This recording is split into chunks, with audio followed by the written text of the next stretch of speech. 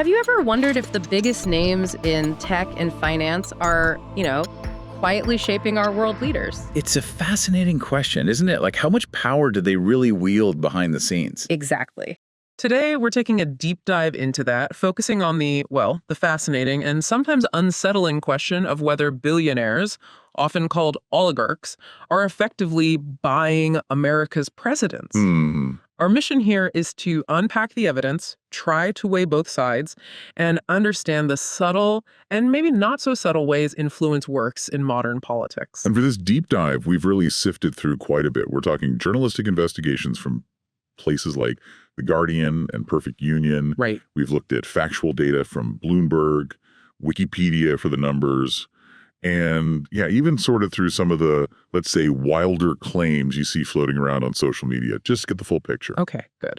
Before we get into the specific case, maybe we should quickly define a couple of key terms just so everyone's on the same page. Absolutely. So when we talk about an oligarch here, it's not just about someone being incredibly wealthy. Right. It's more than just having billions. Exactly. An oligarch is someone whose fortune translates into really outsized influence over politics, policy, or elections. How so? Like, what does that look like? Well, it could be funding campaigns massively, shaping laws through lobbying, or maybe even, as some argue, sort of handpicking candidates to push a specific agenda. Okay. Think about figures like, say, Boris Berezovsky back in 1990s Russia. That was a pretty clear example of wealth translating directly into political power, arguably. Got it. And the other term, buying a head of state, what do we mean by that in this context? Yeah, that's crucial. Yeah. Buying here implies using money or deals or connections to basically secure a president's loyalty or even their election. Which obviously raises huge questions. Huge questions about the integrity of democracy itself, right? Is it really one person, one vote, if some votes, or rather some donors, carry vastly more weight? So, our focus case today is Peter Thiel, the tech titan, co-founder of PayPal, creator of Palantir, and his connections to Donald Trump. The big question is he buying power, or is he just a donor, albeit a very influential one, with a specific vision, playing a very high-stakes game? Let's unpack that. Okay, let's do it. Peter Thiel, he's a venture capitalist, co-founder of PayPal, the guy behind Palantir Technologies. His fortune is estimated, around $10 million? Something like that, yeah. Significant amount. But it's his political moves that are, really noteworthy. Let's rewind to 2016. Thiel drops $1.25 million on Trump's campaign. Which back then was a pretty hefty sum, especially for Trump, who was seen as an outsider, remember? Definitely an outsider bet. And he didn't just, write a check and disappear. He gave a speech at the Republican National Convention. Praising Trump as a disruptor, yeah. Very high profile. And then, maybe even more significantly, he was on Trump's transition team. Right. Helping shape the early days of the administration. That's not just influence. That's real access. Yeah. Inside the room kind of access. Access to the highest levels of power, exactly. And what's really compelling here, I think, is how Thiel seems to have also worked to elevate other political figures. It goes beyond just donating to a presidential campaign. People talk about him being a kingmaker. Yeah, that kingmaker label seems pretty apt when you look at someone like J.D. Vance. Now a senator from Ohio, potentially Trump's VP pick. Thiel poured, over $15 million into Vance's 2022 Senate run, mostly through super PACs. A huge sum, absolutely transformative for Vance's campaign. Right. Turned him from a fairly well-known author into a real political force. And the connections run deep. Vance worked at Thiel's venture fund, Mithril Capital. And Vance himself calls Thiel a mentor. Yeah, and apparently Thiel even set up Vance's first meeting with Trump. That really paved the way for his political rise, didn't it? Seems like it played a major role. And you see a similar, though maybe less dramatic pattern with Blake Masters in Arizona. Thiel backed his 2022 Senate run with millions, too. Right. And what's fascinating here, connecting the dots, is how both Vance and Masters often seem to echo Thiel's own views.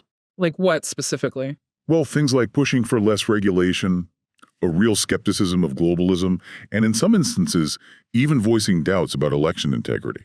So it's not just money, it's ideological alignment too. Exactly. That combination, the financial backing, amplifying these shared, deeply held views, that seems to be a key part of Thiel's strategy, or at least how observers interpret it. Okay, so beyond campaigns, there's Palantir, Thiel's tech company. Right, the data analysis firm, AI-driven stuff. They work a lot with governments, right? Tracking crime, immigration. All sorts of data patterns, yeah. And here's the real kicker, maybe. March 2025. Trump signs an executive order. And this order mandates federal agencies, FBI, ICE, others to share data directly with Palantir's platform, Gotham. Wow. This wasn't just, a good contract, potentially worth billions. It gave Palantir this almost unprecedented gateway into the government's own data streams. That kind of access, it's hard to just dismiss as a standard business deal, isn't it? Mm. It feels different. It certainly raises eyebrows. Yeah, and putting this into perspective, you have critics, especially privacy advocates, sounding the alarm. The Guardian reported on warnings that this kind of data access could potentially be weaponized. Weaponized how? Used to monitor political opponents, perhaps, or dissenters, raising that whole specter of a, surveillance state. Okay, that's serious. It is. And it forces you to ask that critical question, applying some healthy skepticism. Was this executive order, this massive contract, a kind of payoff for Thiel's loyalty and support? Or was it just a savvy business move that happened to align nicely with his political connections? Hard to know for sure from the outside. Very hard. And that ambiguity is central to this whole discussion. So Thiel's influence isn't just money or tech contracts then. He's also a connector, right? Builds networks. Definitely seems that way. You mentioned 2016, he hosted that big meeting at Trump Tower. Right, with Trump and other tech heavyweights. Elon Musk was there, Palantir CEO Alex Karp. And that wasn't just a photo op, was it?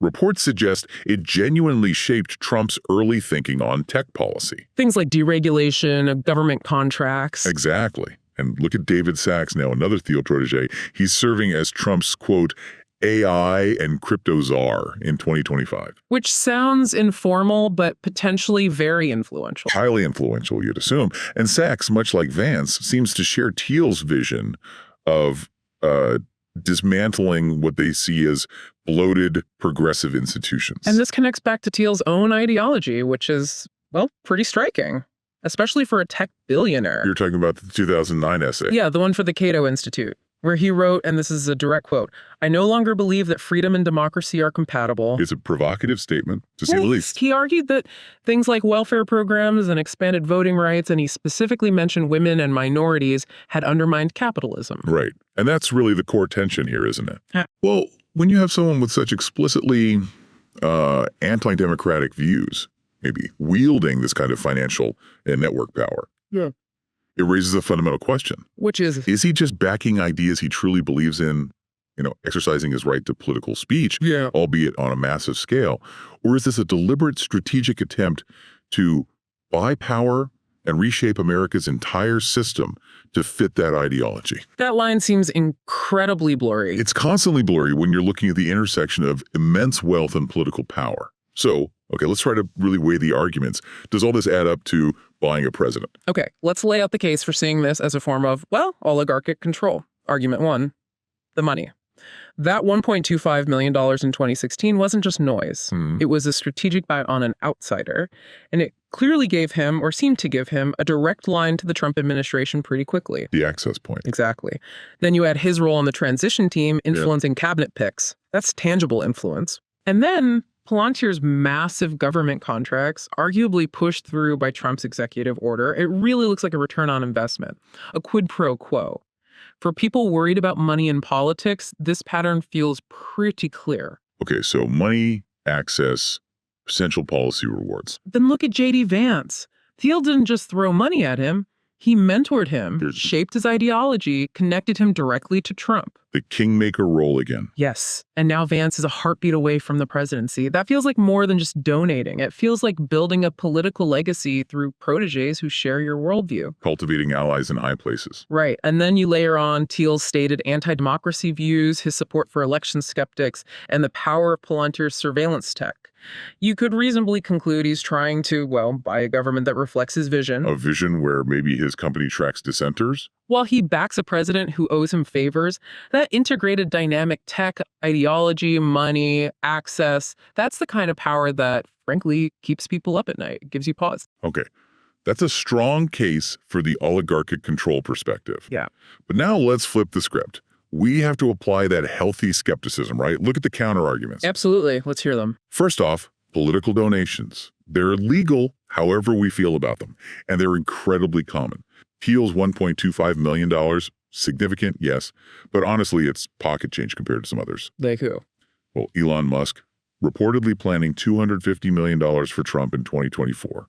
Sheldon Adelson spent maybe $200 million on Republicans over several cycles. Thiel's donation was big for 2016 Trump, but not historically unprecedented in terms of scale. Okay, fair point. Scale matters. And crucially, Trump's 2016 win wasn't just Thiel's checkbook. It was driven by a huge populist wave's millions of voters, his own media presence. He was his own phenomenon. Exactly. Thiel was a supporter, an influential one, but not the sole architect. And regarding Palantir's contracts, they go through bureaucratic vetting processes. It's not like they're signed in a secret backroom deal. Right, there are procedures. And the company worked with the government before Trump, back in the Obama administration. So this isn't purely a Trump-Thiel thing. It has a longer history. So the narrative isn't quite so simple. It rarely is. And Vance. Yes, Thiel mentored him, funded him. But Vance had his own platform from Hillbilly Elegy before Thiel's massive spending kicked in. His rise reflects his own appeal, too. Mentoring isn't the same as owning a politician. Okay. And Thiel's 2009 essay, provocative, yes, but maybe it just represents ideas held by many wealthy, perhaps libertarian-leaning individuals. It's not necessarily a secret blueprint for buying the presidency. And didn't the Atlantic report he actually pulled back on funding later? Exactly. There were reports he scaled back political spending in 2024, supposedly frustrated with the whole process. That doesn't exactly scream mastermind succeeding in buying a president, does it? No, it suggests maybe the influence isn't as direct or controllable as assumed. Precisely. And we have to remember campaign finance laws. Yes, they're complex, maybe flawed, but they exist. Thiel's millions mostly went through super PACs. Explain that quickly. Sure. Super PACs can raise and spend unlimited money to influence elections, but they are legally barred from coordinating directly with the candidate's campaign. So it's independent spending. Theoretically, yes. It's a crucial legal distinction. It allows vast sums into politics, but maintains a separation, on paper at least, from the candidate. So while Thiel's money helped Vance, he wasn't legally directing Vance's campaign strategy day to day. Okay, that nuance is important. Very. And again, Trump's own charisma, his media genius that drove his campaigns far more than any single donor's cash. If we talk about buying influence, Thiel is in a crowded field. Musk, Bloomberg trying to buy his own nomination, the Koch network. Thiel's not unique, he's just very visible, partly because of his tech profile and, well, his outspoken views. So putting Thiel in context, is he a one-off, this kind of tech billionaire playing politics, or is he part of a bigger story? That's a great question. Let's zoom out a bit. If you look back historically, America's had wealthy figures influencing politics for ages, right? The Gilded Age. Absolutely. You had the robber barons, Rockefeller, J.P. Morgan. They definitely used their immense wealth to sway laws, influence monetary policy, lobby for regulations that favored them. But they weren't exactly picking presidents in the same way people accuse Thiel of trying to do with Vance, maybe. Generally, no. Their influence was more on policy and the economic structure. Later, early 20th century, you had political machines like Tammany Hall in New York. Buying local power. Yeah, effectively buying local power with jobs, favors, that kind of thing. But their reach didn't typically extend to outright controlling the White House. It was a different scale, different mechanisms. So how does today compare? Well, today's game is different, maybe more sophisticated, definitely more national and global. Look at Sheldon Adelson again. Over $200 million spent on Republican causes. His influence was seen as key in the decision to move the U.S. Embassy to Jerusalem. That's a massive foreign policy shift linked to a major donor's priorities. Right, and Michael Bloomberg. A fascinating case. Dropped $1 billion of his own money trying to win the 2020 Democratic nomination. Essentially tried to buy his way in through sheer financial force. But the voters said no. The voters said no, which is an important counterpoint. Money isn't everything. And now you have Elon Musk, reportedly $250 million for Trump in 2024, plus this informal role designing a potential Department of Government efficiency. Another direct line for wealth into policy shaping. Exactly. These players use legal channels, big donations, lobbying, funding think tanks. Yeah. But the overall effect often feels similar to historical patterns. Immense wealth bending the arc of democracy, or at least trying to. How does the U.S. compare globally? Like you mentioned Russia earlier. Yeah, the 1990s Russia example with Berezovsky funding Yeltsin is maybe closer to what people imagine when they hear buying a leader. Oligarchs backing a candidate specifically to gain control of state assets as they were privatized. Why was that possible there? Largely because Russia's democratic institutions were incredibly weak at the time. The checks and balances just weren't there. The U.S., for all its flaws, has stronger institutions, courts, a relatively free press, oversight bodies, and ultimately voters that put some limits on an outright purchase of the presidency. It's harder to do here, or at least it has to be done more subtly. So what makes Thiel stand out in this modern landscape then, if others are spending as much or more? I think it's a combination of factors. His approach feels very modern, it's tech-driven, it's strategic, often subtle. The Palantir angle is unique. Definitely. Those AI contracts, the potential for data control, that's different from just writing checks. And the mentorship aspect, cultivating figures like Vance and Sachs, feels like a longer-term, more integrated strategy. And the ideology. That too. His explicit disdain for modern democracy, coupled with backing election skeptics and owning surveillance tech, that combination feels like a new frontier. It pushes the boundaries. So is it buying a president? Or is it something else shaping the entire political battlefield for years to come? It's a really uncomfortable question. Now, we've been using different sources. It's probably good to quickly analyze where this information comes from, right? The perspectives they bring. Absolutely critical. Healthy skepticism applies to sources too. Okay, so The Guardian, for instance, they're reporting on privacy experts warning Palantir's AI could be used against political foes. That's a strong claim. It is. And Perfect Union goes even harder, right? Basically, claiming Thiel is buying the end of democracy by funding far-right candidates. So those lean critical of concentrated wealth and power. Exactly.